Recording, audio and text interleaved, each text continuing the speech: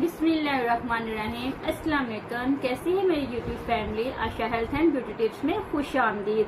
आज हम बात करेंगे यूरिनरी ट्रैक इन्फेक्शन के बारे में, यानी कि पेशाब की बीमारी में। अगर आपको पेशाब रुक रुक के आता हो, पेशाब करते वक्त आपको जलन महसूस होती हो, पेशाब करते वक्त मिसाने में दर्द महसूस होती हो, या पेशाब के साथ आपको खून आता हो या कमर दर्द हो वगैरह वगैरह, तो अब आपको परेशान होने की जरूरत नहीं। हम इसका इलाज मौजूदा घर में ऐसी चीजों से करेंगे जो रोजाना हमारे घर में यूज होती है। और इसके अलावा मैं आपको इसके अलामात के बारे में और इसके परहेज के बारे में और इसके लैब टेस्ट के बारे में भी आपको बताऊंगी। प्लीज आपसे रिक्वेस्ट है कि आप इस बीमारी को इग्नोर मत कीजिएगा, नहीं तो ये हमारे गुर्दे बिल्कुल ही खत्म कर देगी। और प्लीज आपसे एक और रिक्वेस्ट है कि अगर आप मेरे चैनल पर नए हैं तो प्लीज मेरे चैनल को सब्सक्राइब जरूर कीजिएगा। ये आपकी तरफ से मेरे लिए हौसला अफजाई होती है। सबसे पहले हमको कैसे पता चलेगा कि हमको यूटीआई यानी कि पेशाब की बीमारी है।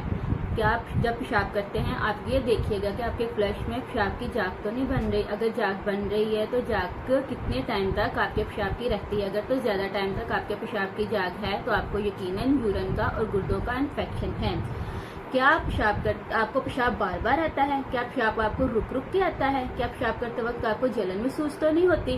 क्या मिसाने वाली जगह पे आपको दर्द तो नहीं होता? क्या आपकी कमर में दर्द तो नहीं होती? क्या पेशाब करते वक्त आपके पेशाब में आपको पेशाब के साथ आपको खून तो नहीं आता?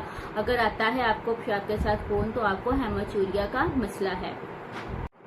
अब मैं आपको बताती हूँ कि वो कौन से लैब टेस्ट हैं जो हमें कराने चाहिए इस बीमारी के लिए। सबसे पहले हमें कराना चाहिए अपना यूरिन टेस्ट। अगर हमारे यूरिन टेस्ट में पस सेल आते हों और रेड ब्लड सेल हों तो इसका मतलब है कि हमें यूरिन का मसला है। सेकंड, हमें कराना चाहिए यूरिन कल्चर टेस्ट। अगर ये हमारा पॉजिटिव आए तो फिर भी हमें यूरिन का मसला है। थर्ड, हमें टेस्ट कराना चाहिए सीबीसी। अगर ये इसमें हमारा वाइट ब्लड सेल बड़े हों तो हमें फिर भी यूरिन का मसला है। फोर्थ, हमें कराने चाहिए क्रिएटिनिन टेस्ट। अगर ये हमारा बड़ा हो तो हमें यूरिन और गुर्दों दोनों का मसला है।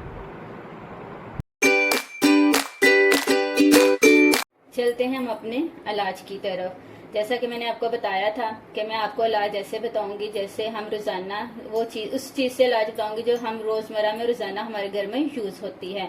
मैं आपको चाय के जरिए इसका इलाज बताऊंगी और चाय बनानी भी बताऊंगी कि ऐसी हम कौन सी मिस्टेक है जो चाय बनाते टाइम हम करते हैं और जिससे हमारी चाय अच्छी नहीं बनती। और आप यकीन मानिए इंशाल्लाह अगर आप मेरे बनाए हुए तरीके से चाय बनाएंगे तो हर कोई कहेगा कि मैंने इसी इंसान के हाथ से चाय पीनी है, और वो आपका वेट जरूर करेगा कि वो बंदा आए और हमें चाय बना के दे। और इसके लिए मुझे चाहिए सबसे पहले 3 कप दूध। मैं इसमें 3 कप दूध ऐड करूंगी।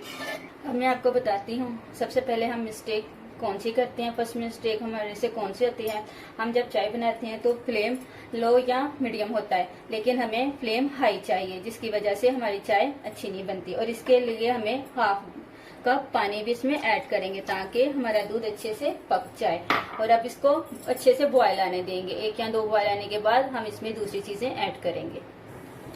जैसा कि आप देख सकते हैं दूध को 2 से 3 दफा बॉयल आ गए हैं। और हम मिस्टेक यहाँ क्या करते हैं, दूध को बॉयल आने नहीं देते और दूध ऊपर रखा और साथ ही चीनी और पत्ती ऐड कर देते हैं, जिसकी वजह से हमारी चाय टेस्टी नहीं बनती। और आपने भी ऐसे ही करना है। दूध को बॉयल आने के बाद आपने ये चीजें ऐड करनी है। अब इसमें ऐड करूंगी सबसे पहले इलायची के बाद मैं यहाँ ऐड करूंगी हाफ टेबल स्पून मैंने यहाँ सौंफ ली। इसके बाद मैं ऐड करूंगी गुड़ मैं इसलिए ऐड कर रही हूँ क्योंकि मैं आपको यूरिन की बीमारी के बारे में बता रही हूँ। अगर आप चाहें तो चीनी भी यूज कर सकते हैं।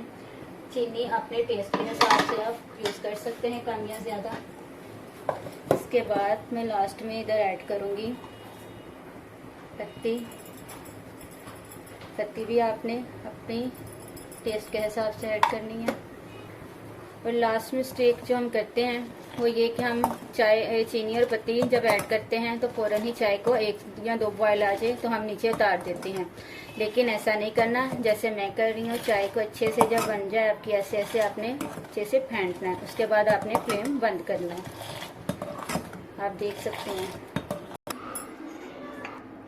अब यहाँ मैंने 1 कप चाय ली और 1 कप ही फुल ठंडा पानी लेने। मैं अब इसमें ये चाय ऐड कर दूंगी और इंशाल्लाह आपको जितने भी यूरिन के मसले मसाइल हैं इसके चाय पीने से आपको फौरन आराम आ जाएगा। और आपने ये चाय 2 से 3 दफ़ा दिन में यूज़ करनी है। और फीमेल जिनको यूरिन का मसला है वो 7 माइफोलिक के साशे भी ज़रूर यूज़ कीजिएगा। और देखें, एक तीर से 2 शिकार, हमारी ये इलाज वाली चाय भी बन गई और रेगुलर रूटीन से चाय भी बन गई। अगर आपको इस चाय से फ़र्क ना पड़े तो काइंडली आप अपने लैब के टेस्ट करवाएं और अपने डॉक्टर से कंसल्ट ज़रूर कीजिएगा इसके बारे में। अब मैं बताऊंगी आपको इसका परहेज़। पहले तो मैं आपको ये चीज़ बताऊं कि ये मेल की निस्बत फीमेल में ज़्यादा बीमारी पाई जाती है और जो वक्त के साथ साथ बढ़ती रहती है, और फीमेल को चाहिए कि ज़्यादा से ज़्यादा एहतियात करें। फर्स्ट ऑफ ऑल तो हमें पानी ज़्यादा से ज़्यादा इस्तेमाल करना चाहिए। सेकंड, अगर जब भी आपको यूरिन आए आपने कोमोड यूज़ नहीं करना, सीट यूज़ करनी है। जब आप सीट पे बैठें तो आप अपनी एड़ियाँ उठा के बैठें। इससे आपको ये फ़ायदा होगा कि जो पेशाब करने के बाद आपको कतरा कतरा यूरिन आता है ना, इससे आपका वो मसला हल हो जाएगा। थर्ड है कि जब भी आपको पेशाब आए आपने रोकना नहीं, जितना मर्जी ज़रूरी काम हो आपने पेशाब को रोकना नहीं है। और कैसी लगी मेरी आज की आपको ये वीडियो? उम्मीद करती हूँ मेरी आज की वीडियो आपको अच्छी लगी होगी।